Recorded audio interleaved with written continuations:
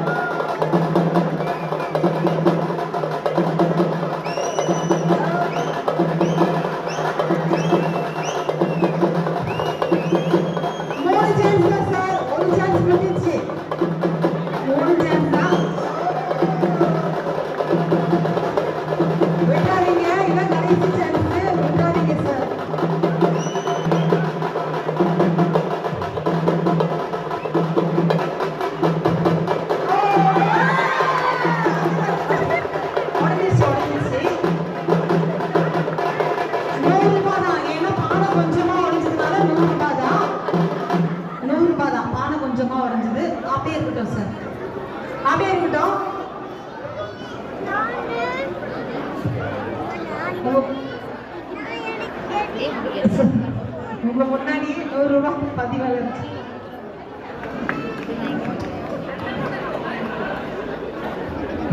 அதே மாதிரி இருக்கட்டும்.